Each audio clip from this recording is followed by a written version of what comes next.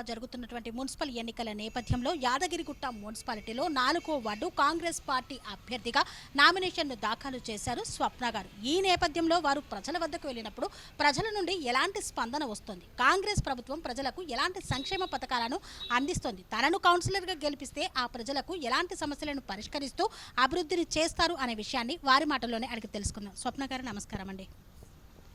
మీరు ఇప్పుడు కౌన్సిలర్ అభ్యర్థిగా, కాంగ్రెస్ పార్టీ బలపరిచిన అభ్యర్థిగా ప్రజల్లోకి వెళ్తున్నారు. ఈ నేపథ్యంలో ప్రజల నుండి ఎలాంటి స్పందన వస్తుందండి? మేము ఇంటింటి ప్రచారానికి పోయినప్పుడు అందరు సమస్యలు చెప్తున్నారు. ఇండ్ల సమస్యలు కానీ, ఇండ్లు లేని వాళ్లకు ఇండ్ల సమస్యలు, మళ్ళీ డ్రైనేజీ, మోరీలు, ఇవన్నీ సమస్యలు చెప్తున్నారు. అన్నీ ఐలన్న దృష్టికి తీసుకుపోయి, అధికార పార్టీ మనది కాబట్టి అందరి సమస్యలు తీరుస్తాను. 4వ వార్డు అభ్యర్థిగా నేను కాటబత్తిని స్వప్నని పోటీ చేస్తున్నాను. నన్ను అధిక మెజారిటీతో గెలిపియగలరని అందరికీ మనవి చేసుకుంటున్నాను. సో ఒక మహిళగా మీరు ముందుకు వచ్చారు కదా, మరి మహిళలకు ఏం చేస్తారు? డ్వాక్రా మహిళలకు మొన్న ఐలన్న అందరికీ వడ్డీ లేని రుణాలు ఇచ్చినారు. మళ్ళీ ఇంకా కూడా భవిష్యత్తులో కూడా ఇప్పిస్తాను. ఆర్థికంగా ఎదగడానికి ప్రోత్సాహం ఇస్తాము. ప్రజలకు మీరు ఏం చెప్పదలుచారు? 4వ వార్డు అభ్యర్థిగా నేను, నాకు అందరూ ఓటు వేసి, చెయ్యి గుర్తుకు ఓటు వేసి గెలిపించగలరని మనవి చేసుకుంటున్నాను. వాళ్ళ సమస్యలు ఏమున్నా నేను తీరుస్తాను. దాదాపు 20 సంవత్సరాలుగా రాజకీయ జీవితంలో ఉండి ఇక్కడ ఉన్నటువంటి ప్రజలకు కష్ట సుఖాల్లో అండగా ఉంటూ, తాను ఎప్పుడు ఎల్లవేళలా 24 గంటలు అందుబాటులో ఉంటూ వారి యొక్క సమస్య ఏదైనా సరే పరిష్కరించే దిశగా అడుగులు వేస్తున్నటువంటి కాంగ్రెస్ సీనియర్ నాయకులు ఆంజనేయులు గౌడ్ గారు మనతో ఉన్నారు. వారి యొక్క సతీమణితో 4వ వార్డు కాంగ్రెస్ పార్టీ అభ్యర్థిగా నామినేషన్ను దాఖలు చేయించారు. ఈ నేపథ్యంలో ప్రధానంగా ఈ వార్డులో వారు గుర్తించిన సమస్యలు ఏంటి అనే విషయాన్ని అడిగి తెలుసుకుందాం. సార్, మీరు ఈ వార్డులో ప్రధానంగా గుర్తించిన సమస్యలు ఏమున్నాయి సార్? గతంలో నేను 10 ఏళ్ల కింద వార్డు నెంబర్ చేశాను. ఇక్కడ చేసినప్పుడు ఈ రోడ్డుకు సంబంధించి, ఈ రోడ్డు బ్యాక్ సైడ్ అప్పుడు ఇండ్లు ఉండే. ఆ ఇండ్లు ఉన్నప్పుడు కేసీఆర్ ప్రభుత్వం వచ్చినప్పుడు ఆ ఇండ్లు తీసేసారు. అంత ముందుకు చాలా ఘోరంగా ఉండే. అంటే నా వార్డులో ఉన్న గల్లీలో మొత్తం సీసీ రోడ్లు వేసాను, మోరీలు వేసాను. కానీ దురదృష్టం కొద్దీ ఈ ఏరియా పెరగడం వల్ల, దేవస్థానం తీసుకోవడం వల్ల అది కనుమరుగైపోయింది. ఇప్పుడున్న సమస్యలు, నేను పోటీ చేస్తున్న సమస్య 4వ వార్డు, ఆపోజిట్ 4వ వార్డు. అప్పుడేమో గతంలో ఈ వార్డు చేశాను వార్డు నెంబర్, ఇప్పుడు ఆపోజిట్ వార్డులో. గతంలో మన కేసీఆర్ ప్రభుత్వం ఉన్నప్పుడు గాంధీబొమ్మ నుంచి ఈ యాదగిరిపల్లి వరకు మొత్తం ఈ రోడ్ అంతా పలులు ఉండే. మొత్తం ఇక్కడ రాజాపేట నుంచి వచ్చేవారు డైలీ భువనగిరి పోయేవాళ్ళు అన్నట్టు. అయితే యారిపల్లి కాడ నుంచి వస్తున్నప్పుడు ఈ గుంతలు ఉండడం వల్ల వాళ్ళు బండి చాలామంది కాలు చేయగిన బాపతి కూడా చాలా ఉండే. ఐలన్న గారు గెలవగానే ఆయన సహకారంతో 2 కోట్లతోటి సీసీ రోడ్ వేయించాం మేము. అది మొన్న ఒక 6 నెలల కింద. ఇక తర్వాత ఇక ప్రాబ్లమ్స్ చాలా ఉన్నాయి. ఈ వార్డు సమస్యలు, గాంధీబొమ్మ అని ఉంది, గాంధీబొమ్మ నుంచి మసీదు నుంచి ఈ అంగడి వరకు మా ఏరియా ఉంటుంది 4వ వార్డు.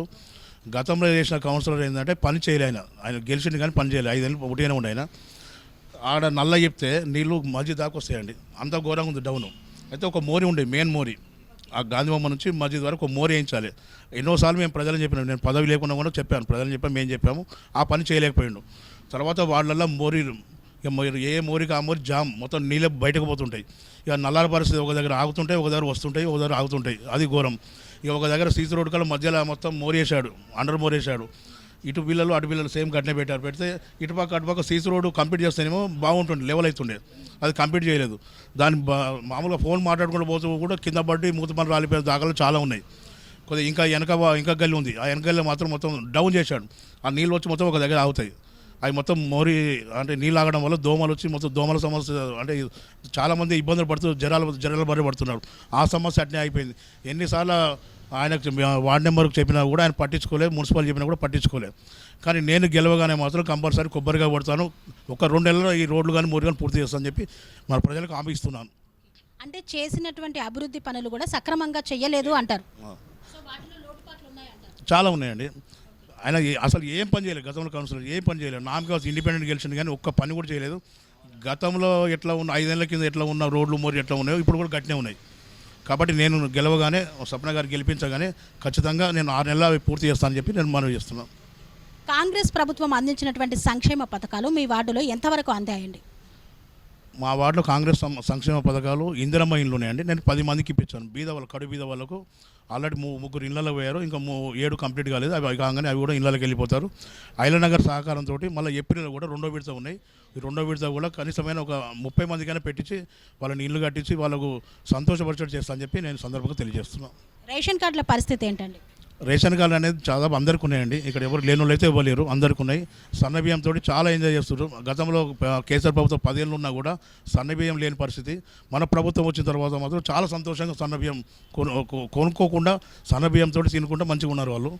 సన్నబియ్యం కొనే పరిస్థితి కూడా రాలే. దాదాపు 20 సంవత్సరాలుగా మీరు రాజకీయాల్లో ఉన్నారు కదా, అప్పటి రాజకీయాలకు ఇప్పటి రాజకీయాలకు తేడా ఏమైనా గుర్తించారా? గతంలో కేసీఆర్ ప్రభుత్వం రాకముందుకు యాదగిరిగుట్ట పరిస్థితి ఎట్లా ఉందంటే, యాదగిరిగుట్ట కాడ వచ్చిన యాత్రికులు ఇటుపక్క అటుపక్క షాపులు ఉండే, మూటలు కట్టుకొని గుట్ట మీద పోతుంటే లక్ష్మీ నరసింహస్వామి మమదేహికరవనము పాటలతోటి ఇనుకుంటా పైకి మెట్ల మించి నడుచుకుంటూ పైకి పోయిన తర్వాత ఎలుక పైన ఊరేగి ఎల్లవేళ అనేది ఒక పాట మీద ఇనుకుంటా పాటలు పెడతారు కదా, ఇటుపక్క అటుపక్క ఇనుకుంటా లోపలికి పోయేసరికి ఆధ్యాత్మికంగా పూనకం వచ్చినట్టు మునికి తెలియదు వాళ్ళు, అంత భక్తి ఉండేది.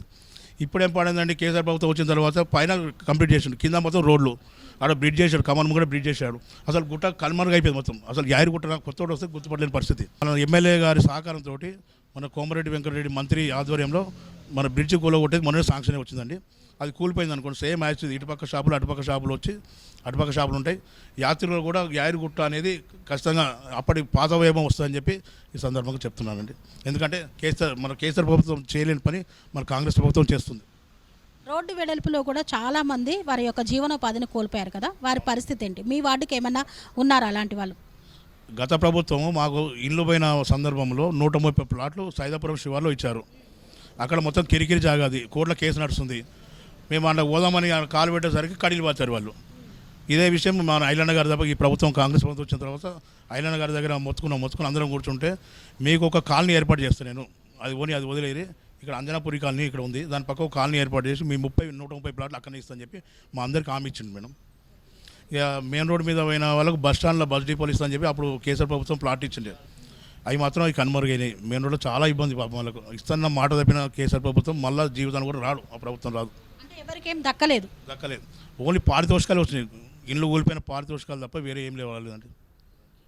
సో 4వ వార్డులో కాంగ్రెస్ పార్టీ తరపు నుండి మీరు నామినేషన్ దాఖలు చేశారు. ఇదే వార్డులో బీఆర్ఎస్, బీజేపీ, మిగిలిన పార్టీ వాళ్ళు కూడా నామినేషన్స్ వేశారు కదా, వాళ్ళని కాదని మీ సతీమణికి ఎందుకు ఓటేయాలి ప్రజలు? మనది కాంగ్రెస్ ప్రభుత్వంగా మేడం, 2 సంవత్సరాలు దాటింది కాంగ్రెస్ వచ్చిన తర్వాత.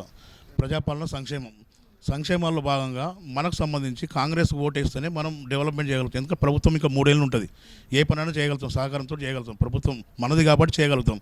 అదే బీఆర్ఎస్కి ఓటేస్తే అది ప్రభుత్వం కాదు కదా వాళ్ళది. బీఆర్ఎస్ ప్రభుత్వం వేస్తే ప్రభుత్వం నుంచి పనులు కావు, ఆ పనులు కాదు, ఆయన కూడా ఏం చేయలేని పరిస్థితి. ఆయన ఓటేస్తే 5 ఏళ్ళు కూడా మళ్ళీ వెనకంజ చేసి కనుమరుగయ్యే పరిస్థితి ఉంటుంది. మేము కాంగ్రెస్ ఓటేస్తే మాత్రం ప్రభుత్వ సహకారంతో, ఐలన్న సహకారంతో అన్ని అభివృద్ధి పనులు చేస్తాం, సంక్షేమ పథకాలు ముందుంటామని చెప్తున్నాం. ఈ నేపథ్యంలో మీ వార్డు ప్రజలకు ఏం చెప్పదలుచు? మేడం, గతంలో 5 ఏళ్ళు ఈ చీకటిమయమైపోయింది. ఇప్పుడు మేము వచ్చిన తర్వాత గతంలో ఇక్కడ గోశాల నుంచి ఒక రోడ్డు ఉండేది, యాత్రికులు ఇక్కడికి వస్తే షాపులు అంగరంగ వైభవంగా నడిచేది. మన మిఠాయి దుకాణాలు కానీ, మన మంగళ షాపులు కానీ, మన హోటల్స్ కానీ, చిన్న దుకాణాలు కూడా నడిచేది. ఈ రోడ్డు పుణ్యమా అంటూ, కేసీఆర్ రోడ్ వేసిన పుణ్యమా అంటూ మొత్తం ఈ బస్సులు అక్కడ పెద్ద రోడ్డు నుంచి పోతున్నాయి, ఈ వచ్చిన యాత్రికులు ఆ రోడ్డు వెనక పోతున్నారు, ఇక్కడ దారి లేకుండా అయిపోయింది. ఇప్పుడు నన్ను గెలిపిస్తే ఎమ్మెల్యే సహకారంతో 2 దారి తీస్తాం, ఇక్కడ నుంచి దారి తీస్తాం. ఇక్కడ గాంధీ బొమ్మ కాడ గాంధీ స్టాచ్యూ ఉంది, ఆ స్టాచ్యూ కొద్దిగా పక్క పెట్టి ఆ రోడ్డు మొత్తం వెడల్పు చేస్తాం. ఈ పెద్ద రోడ్డు నుంచి 3 దారి తీస్తున్నాం మేడం. ఇక్కడ దుర్గమ్మ గుడి కాడ ఒకటి, ఈ నల్లపోచమ్మ కాడ ఒకటి, గాంధీ బొమ్మ కాడ ఒకటి. ఇక్కడ రోడ్డు అక్కడ వచ్చిన యాత్రికులు పోతున్న ప్లేస్లో ఇక్కడ రోడ్లు ఉంటాయి కాబట్టి ఈ రోడ్డు దిగుతారు కాబట్టి ఇక్కడ షాపులు నడుస్తాయి, ఇక్కడ కూడా పూర్వ వైభవం వస్తుంది, అందరు కూడా కలకలాడితే షాపులు కూడా బాగా నడుస్తాయి అని చెప్పి మేము కోరుకుంటాం మేడం. అంటే యాదాద్రిని తెలంగాణ రాష్ట్రంలోనే అత్యంత అభివృద్ధిగా చేశామని అంటున్నారు, మీరేమో అభివృద్ధి చేయడం వల్ల మా జీవనోపాధి కోల్పోయామని అంటున్నారు. ఏం కావాలనుకుంటున్నారు ఇక్కడ ప్రజలు? ఏం అభివృద్ధి చేశారు మేడం? గుట్ట మీద డెవలప్మెంట్ చేశారు, పునర్వైభవం తీసుకొచ్చారు, బాగా చేశారు. గుట్ట మీద మేము కాదనట్లేదు, శిల్ప వైభవం బాగుంది. కానీ కిందకు వచ్చేసరికి ఒక్క రోడ్డు కానీ ఒక్క మోరీడు కానీ ఏం లేదండి. గతంలో గుట్టను చూపించడానికి ఢిల్లీ సీఎం కేజ్రీవాల్ తీసుకొని వచ్చి మీటింగ్, ఈడ గుట్టను చూపించి మీటింగ్ తీసుకోపోతే ఖమ్మం అని చెప్పి పైకి తీసుకొని వచ్చాడు. అయ్యా కేసీ గారు ఇందులో మాట్లాడండి, అయ్యా కేసీ గారు బహుత్ అచ్చా ఊపర్ నీచే ఒకసారి కిందకు పోయి కూడా ఒకసారి చూద్దాం, కింద ఎంత బాగుందో చూద్దాము, ఒకసారి కిందికి పోదాం పా అన్నాడు. అయ్యా కేజ్రీవాల్ గారు కింద ఇప్పుడు వద్దు, తర్వాత నేను పిలిపిస్తాను, మళ్ళీ వచ్చినప్పుడు చూద్దామన్నాడు. ఎందుకంటే కింద ఏముంది, మొత్తం గుడ్డ చుట్టూ పలిగిన రోడ్లు, పలిగిన మోరీలు, అసలు మొత్తం ఏం పని చేయలే ఆయన. ఎక్కడ వాటర్ అక్కడ చాలా ఇబ్బందులు ఉన్నాయి. కాబట్టి మేము కేసీఆర్ కూడా చెప్పాము, అయ్యో ఒక 20 కోట్లు పెడితే కింద కూడా బాగుంటుంది, కింద కూడా సీసీ రోడ్లు అయితే అంటే తర్వాత చేస్తాను. ఇక తర్వాత ఆయన వెళ్ళిపోయింది. ఎమ్మెల్యే గారి సహకారం ఎలా ఉందండి ఇక్కడ, స్థానిక ఎమ్మెల్యే సహకారం? 2 ఏళ్లలో దాదాపు ప్రశాంత్ నగర్లో కానీ, గుండ్లపిల్ల కానీ, ఇక్కడ అంగడికి కానీ దాదాపు సీసీ రోడ్లు కంప్లీట్ చేశారు. ఇంకా కొన్ని ఉన్నాయి మేడం. ఇంకా మోరీలు కూడా ఇంకా కొద్దిగా ఆయన సహకారంతో ఇప్పుడు మున్సిపల్ అయిన తర్వాత, అంటే మున్సిపల్ మళ్ళీ గెలిచిన తర్వాత ఒక 6 నెలల్లో కూడా మొత్తం కంప్లీట్ చేస్తాం. ఆయన సహకారంతో ఖచ్చితంగా అండదండలతో మేము చేస్తామని చెప్పి ఈ సందర్భంగా చెప్తున్నాం. 4వ వార్డు నుంచి మేము స్వప్న ఆంజనేయ గారు పోటీ చేస్తున్నారు కాబట్టి మీరు అత్యధిక మెజార్టీతోటి చేయి గుర్తుగా ఓటేసి గెలిపించగానే ఖచ్చితంగా ఆ నెలలో ఏదైనా సమస్యలు ఉంటే ఆ సమస్యలు తీరుస్తుందని చెప్పి ఎమ్మెల్యే సహకారం తీరుస్తుందని చెప్పి ఈ సందర్భంగా మనం చేస్తున్నాం. యాదగిరిగుట్ట మున్సిపాలిటీలో కాంగ్రెస్ పార్టీ అభ్యర్థిగా 4వ వార్డు కౌన్సిలర్గా నామినేషన్ దాఖలు చేసినటువంటి స్వప్న ఆంజనేయులు గారు ఇక్కడ స్థానికంగా దాదాపు 20 సంవత్సరాలుగా ఇక్కడి ప్రజలతో మమేకమై ఉన్నారు. ఇక్కడ ఉన్నటువంటి సాధక బాధకాలు అన్నీ తెలుసు కాబట్టి వాళ్ళ వార్డులో ఇప్పటి వరకు అభివృద్ధి జరిగినా ఆ అభివృద్ధి పనులు అస్తవ్యస్తంగా జరగడంతో నానా ఇబ్బందులు ఎదుర్కొంటున్నారని, వాటిని సక్రమంగా చేసి ఇక్కడి ప్రజలకు ఎల్లవేళలా చేరువుగా ఉంటూ కాంగ్రెస్ ప్రభుత్వం ఏదైతే ప్రవేశపెట్టిందో ఆ సంక్షేమ పథకాలను ప్రతి ఇంటికి చేరవేరుస్తానని ఈ సందర్భంగా వారు హామీ ఇస్తున్నారు. ఈ నేపథ్యంలో 4వ వార్డు ప్రజల అభిమానంతో వారు కౌన్సిలర్గా గెలవాలని మనస్ఫూర్తిగా ఆకాంక్షిస్తూ మీ TR9 టీవీ. స్వామి బోధానంద గోసేవ ఆశ్రమం సైథాపూర్.